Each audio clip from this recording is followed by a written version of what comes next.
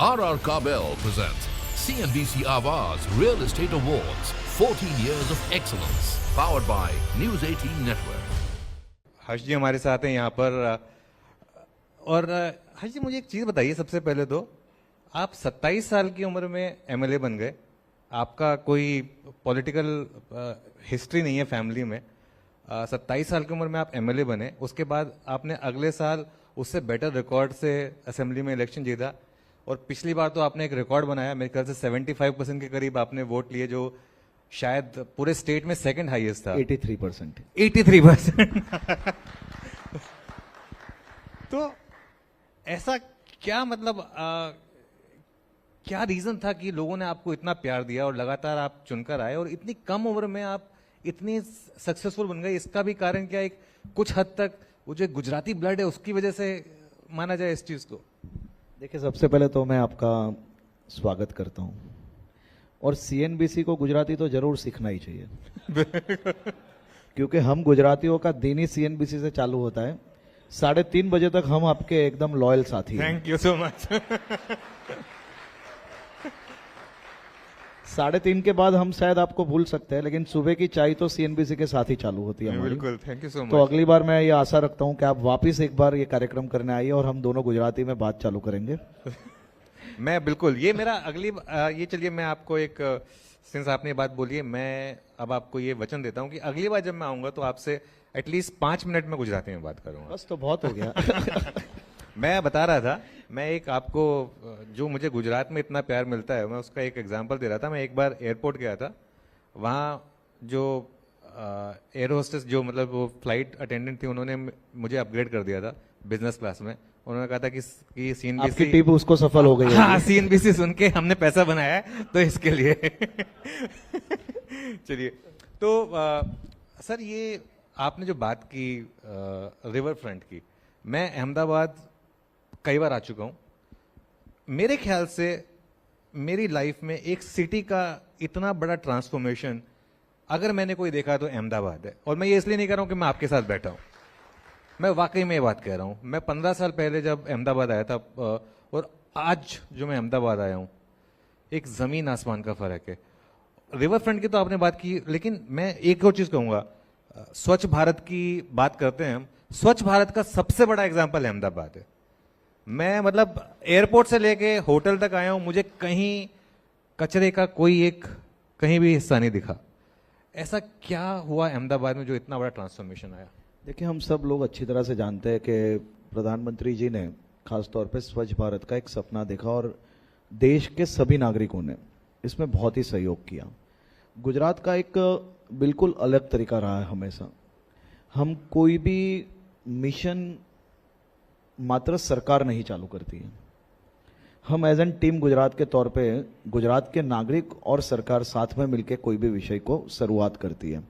स्वच्छ भारत की अगर मैं बात करूं तो मेरी या मेरे से बड़ी उम्र वाले लोगों से छोटी मोटी भूल हो जाती होगी, लेकिन जिस प्रकार से मैंने बच्चों में एक बहुत ही बड़ा ट्रांसफॉर्मेशन जो देखा है, भूल से भी अगर चॉकलेट खा के रेपर भूल से भी अगर हमारे से गिर जाएगा तो ही बच्चा उसको उठा लेगा। इस प्रकार का ट्रांसफॉर्मेशन मैंने गुजरात के बच्चों में ये देखा है और धीरे धीरे उसमें सफलता भी प्राप्त हो रही है। अहमदाबाद हो, सूरत हो, राजकोट हो, वडोदरा हो, और अब तो मैं उसको छोटे छोटे शहरों में भी देख रहा हूँ कि इसमें बहुत ही बड़ी सफलता प्राप्त हो रही है।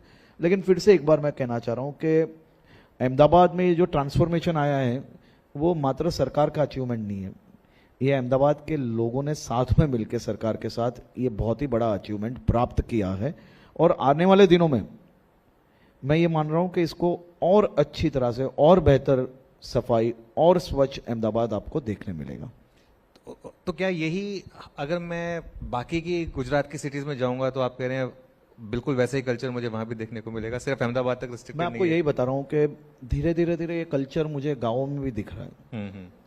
कई गाँवों में जहाँ पे सरपंच अपने आप समाज के लोगों को, गांव के लोगों को साथ में रख के अपने गांव को साफ सफाई करवाना, छोटे मोटे सैनिटेशंस के इश्यूज है उसको क्लियर कर रहे हैं। ये छोटे छोटे विषयों में मैंने देखा है कि अब ये आप एक मुहिम बन गई है।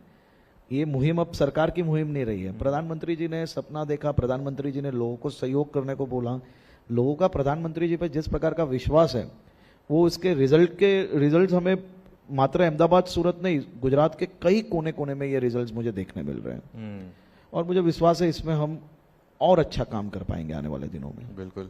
अच्छा, एक बात बताइए, सिटी पूरी तरीके से तैयार है? इंडिया पाकिस्तान का जो मैच होगा, मैं उसके लिए पूरा इंफ्रास्ट्रक्चर इन प्लेस है। मैं सुन रहा हूँ कि होटल्स तो क्या, इवन हॉस्पिटल के रूम सोल्ड आउट हैं यहाँ पर, इस लेवल का क्रेज है।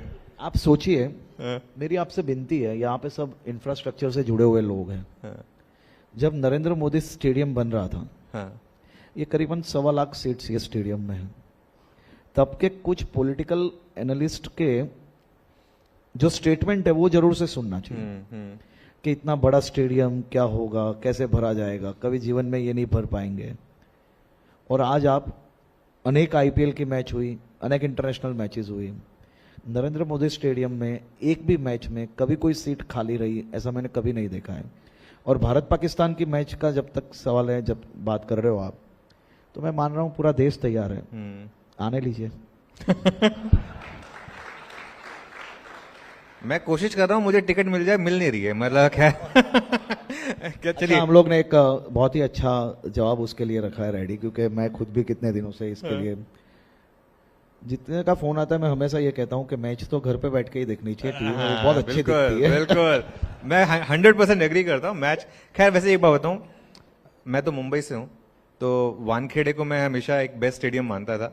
लेकिन अभी जो इंडिया ऑस्ट्रेलिया मैच हुआ था, वो मैं स्पेशली आया अहमदाबाद नरेंद्र मोदी स्टेडियम में, मैंने वो मैच देखा और वाकई में बहुत शानदार स्टेडियम। मेरे ख्याल से मैंने लॉर्ड्स में भी मैच देखा है, विंबलडन में भी मैच देखा है, जो फील उस स्टेडियम में आ रही थी, वर्ल्ड के बेस्ट स्टेडियम्स, मतलब आज मैं कह सकता हूं कि वर्ल्ड के टॉप स्टेडियम में से एक स्टेडियम और इसकी इंडिया खासियत, एक बेस्ट खासियत मैं आपको बताना चाहता हूं कि ये स्टेडियम जब मैच खत्म होती है तो विद इन 18 मिनट्स पूरा स्टेडियम खाली कर सकते हो। इतने गेट्स, उसकी जो इंफ्रास्ट्रक्चर, जो पूरी सिस्टम जो बनी है, वो वन ऑफ द बेस्ट बनी है इंडिया की, और स्टेडियम को खाली करने में बहुत ही कम समय लगता है। बिल्कुल। तो सर, ये सिर्फ अब अहमदाबाद तक रिस्ट्रिक्टेड रहेगा? ये जो आपने रिवर फ्रंट इतना ब्यूटीफुली डेवलप किया है, वो बाकी सिटीज हैं जैसे राजकोट, सूरत, नहीं, आपको बड़ोदरा, मतलब मैं इसके लिए ही बोल रहा हूँ कि आप अहमदाबाद तक सीमित मत रहिए, आप कभी सूरत विजिट कीजिए। सूरत के कुछ प्रोजेक्ट्स आपके ध्यान में भी होंगे। सूरत डायमंड बुर्स, जो दुनिया का सबसे बड़ा, सबसे लार्जेस्ट सिंगल कॉमर्शियल सेंटर बना है, जहाँ पे आने वाले दिनों में बहुत ही बड़ा हीरा बाजार, जो अब तक कई और जगहों पे उसका कैपिटल माना जाता है, लेकिन वो सूरत डायमंड बुर्स बनने वाला है। वो पेंटागन से भी बड़ा है। और उसकी एक और खासियत है जी, यहाँ पे जितने बिल्डर्स बैठे हुए हैं उनको उसका स्ट्रक्चर जरूर से देखना चाहिए। वो स्ट्रक्चर क्या है? 1, 2, 5, 10 बिल्डर मिलके तो आपने इमारत बनाते हुए देखा होगा, लेकिन कभी 5400 बिल्डर एक साथ हो और बाद में एक एसोसिएशन बने और उसके बाद दुनिया की सबसे बड़ी इमारत बने, वो गुजरात में ही पॉसिबल है सर। मैं देखना चाहूंगा, मैं सोच रहा हूँ एक शो किया जाए वहां। You must visit. बिल्कुल। तो अगला आपको आना ही चाहिए, और आप देखोगे तो गुजरातियों की ताकत आपको अंदाजा आ जाएगा। नहीं, वो तो खैर मुझे दिखाई देती है। नहीं, मैं इसको पॉजिटिव वे में बोल रहा हूँ। मैं इसके लिए बोल रहा हूँ कि ये चीज सीएनबीसी को तो जरूर से स्टडी करनी चाहिए। बिल्कुल। क्योंकि 5, 10, 25, 50 बिल्डर्स आपने एक साथ काम करते हुए देखा होगा, लेकिन 5400 बायर्स पहले सरकार से जगह खरीदते हैं, फिर डिजाइन बनती है, प्लान बनता है, प्लान रखते हैं, और उसके बाद वो बिल्डिंग मात्र 3 साल के अंदर पेंटागन से बड़ी बिल्डिंग, वो इमारत खड़ी हो जाती है, और आज वो दुनिया की सिंगल लार्जेस्ट, सबसे बड़ा कॉमर्शियल सेंटर बने। ये अपने आप में बहुत बड़ी बात है। बिल्कुल। और खास तौर पे पीपीपी प्रोजेक्ट्स अगर आपको सही तौर पे देखने हैं तो आप सूरत के कई रोड्स देखने आइए। डस्ट फ्री रोड, सही तौर पे इतने किलोमीटर लंबे डस्ट फ्री रोड बनाना, वो अपने आप में बहुत बड़ी चुनौती है। यहाँ पे सरकार के साथ साथ लोग भी प्रोएक्टिवली काम करते हैं, उसके कारण गुजरात के अंदर डेवलपमेंट बहुत इजीली पॉसिबल है। बिल्कुल। तो मुंबई वालों को थोड़ा केयरफुल रहना चाहिए, कहीं ये इंडिया की फाइनेंशियल कैपिटल। साहब, मैं आपको एक चीज ऐसा तो नहीं है कि गुजरात में शिफ्ट हो नहीं, मैं आपको एक चीज बताता हूँ। हाँ। आप मेरी ये बात सुन लीजिए और कहीं लिख भी लीजिए। हाँ। आप मुंबई सेंट्रल से दहीसर पहुंचोगे या बोरीवली पहुंचोगे, उससे पहले मोदी जी की बुलेट ट्रेन में पहुंच के सूरत पहुंच जाइए, जल्दी से पहुंच जाओगे। और घर पे भाभी जी गालियां भी नहीं देगी, आप समय से वापस पहुंच जाओगे। नहीं, वो तो खैर मैंने कई बार नोटिस किया है कि जितना टाइम एयरपोर्ट पहुंचने में लगता है घर से मुंबई एयरपोर्ट, उससे कम टाइम में तो हम अहमदाबाद आ जाते हैं। वैसे जो आपने बात कही, मैं इसका एक एग्जांपल दे रहा हूँ।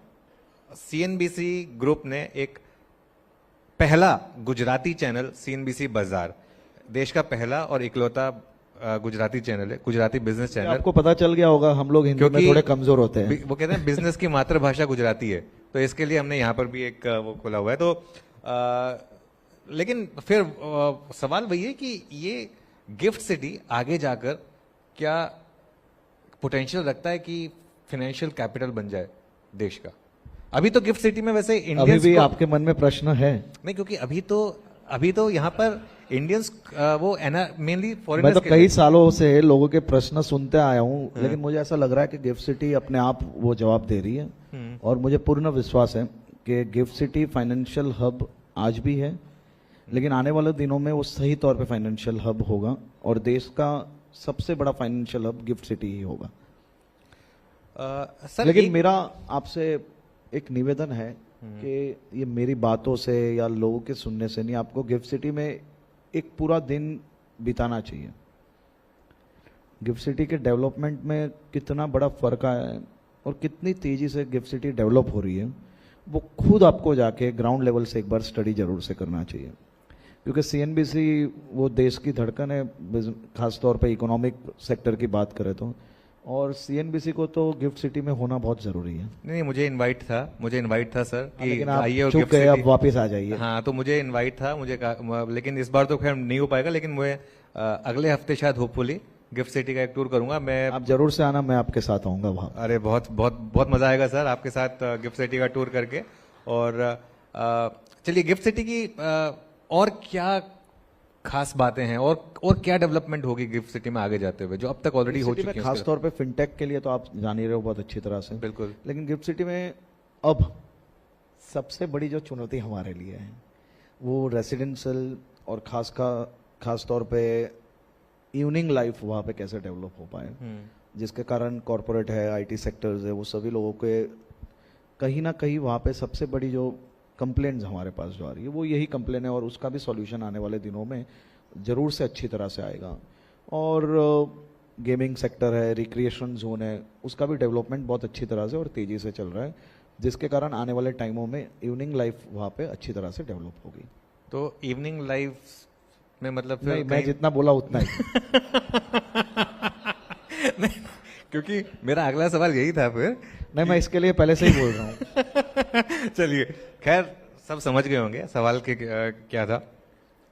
रियल एस्टेट अहमदाबाद का बहुत क्विकली डेवलप हुआ है। मेरे ख्याल से शायद पिछले 5-6 सालों में यहाँ पे सब डेवलपर बैठे हैं, शायद सबसे फास्ट रिटर्न अहमदाबाद में ही आया है। तो क्या अब अहमदाबाद आउट ऑफ पॉकेट बन गया, या फिर अभी भी आपके हिसाब से वो उतना नहीं आया? आप अहमदाबाद को अगर अच्छी तरह से समझे होगे तो अहमदाबाद का रिंग रोड एरिया जो है, आप अहमदाबाद देखिए, एक बाजू गिफ्ट सिटी है तो एक बाजू सानंद है, थोड़े दूर जाओगे तो धोलेरा है, इस बाजू जाओगे तो अमूल से लेके आनंद के बेल्ट से यहाँ पे आओगे। अहमदाबाद चारों ओर से डेवलप हो रहा है, तो ये तो अभी शुरुआत है, यही समय है, सही समय है। तभी तो मैंने बोला आ जाइए जल्दी से। नहीं, बिल्कुल बिल्कुल आएंगे। तो रियल एस्टेट के लिए और माइक्रोन एक शुरुआत है, और धुलेरा भी अपने आप में एक बहुत ही बेहतरीन प्रोजेक्ट बन रहा है। धुलेरा एयरपोर्ट का काम भी बहुत तेजी से चल रहा है। उसके अलावा भी धुलेरा के इंफ्रास्ट्रक्चर भी एक बार जरूर से देखना चाहिए, किस प्रकार के रोड बने, टेक्नोलॉजी कौन सी यूज हुई है। और मैं ये मान रहा हूँ कि अहमदाबाद में जो व्यक्ति अभी से आ जाएगा उनको कभी एफडी नहीं करनी पड़ेगी। एफडी तो करनी भी नहीं चाहिए वैसे। नहीं, करने की जरूरत ही नहीं। आप अहमदाबाद में आओगे अपने आप एफडी हो जाएगी। बिल्कुल, अहमदाबाद नहीं, मैंने एक एक्चुअली स्टडी की थी कि एफडी में तो एक्चुअली सबसे कम पैसा बनता है। मतलब आप स्टॉक्स में डालिए, रियल एस्टेट में डालिए। एफडी पैसे के लिए नहीं होती है, सिक्योरिटी के लिए होती है। हाँ। तो मैं बोल रहा हूँ ना, अहमदाबाद में तो पैसे भी मिलेगा और सेफ्टी भी है। आप कह रहे हैं इस लेवल पे भी अहमदाबाद की रियल एस्टेट में इन्वेस्टमेंट करेंगे तो सेफ्टी है? 1000%। 1000%। चलिए, बहुत बहुत शुक्रिया। अच्छा सर, अब अवार्ड्स का टाइम आ रहा, तो मैं आपसे एक सवाल पूछूंगा। क्या रीजन रहा है कि गुजरात में आपकी सरकार लगातार चुन के वापस आती रही है? और पहले ऑफ कोर्स मोदी जी मुख्यमंत्री थे, उसके बाद वो प्रधानमंत्री बने, उसके बाद भी लगातार आप ही की सरकार आई और आप खुद 3 बार रिकॉर्ड वोट से एमएलए बनकर आए हैं। ऐसा क्या है बीजेपी की मशीनरी में और क्या आप 2024 के लिए फुली तैयार हैं? देखिए, मोदी जी से एक चीज हर एक बिजनेसमैन को जरूर से सीखना चाहिए। मोदी जी चुनाव जीतने के बाद के दिन से ही लोगों की सेवा का काम वापस चालू कर लेते हैं। वो दूसरे चुनाव की राह नहीं देखते और वही कल्चर से आज भी गुजरात के सभी मंत्री और स्टेट गवर्नमेंट काम करती है। दूसरा एक विषय कि ये भारतीय जनता पार्टी की सरकार नहीं है, ये स्टेट गवर्नमेंट की सरकार यहाँ के लोगों की सरकार है। हमने हमेशा लोगों के बीच में रह के लोगों के लिए, लोगों के सहयोग से हम लोग काम करते हैं और हमने कभी भी ये नहीं माना है कि हम मंत्री हैं, हमें ये स्टेट चलाना है।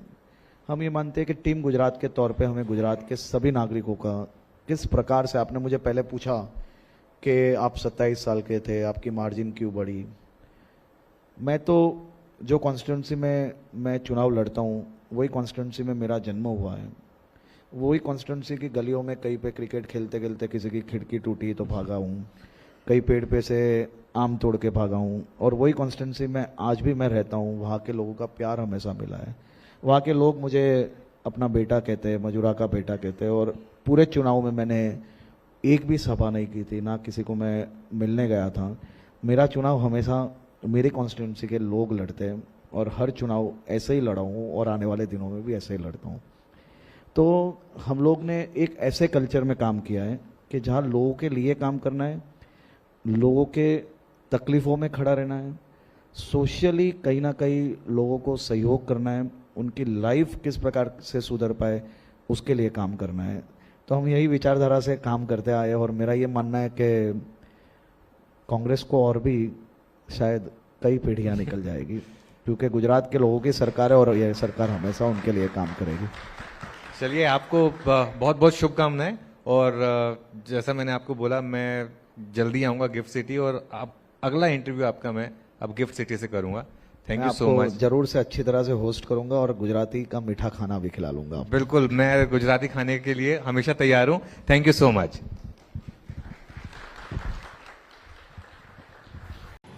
RR Kabel presents CNBC Awaaz Real Estate Awards, 14 years of excellence, powered by News 18 Network.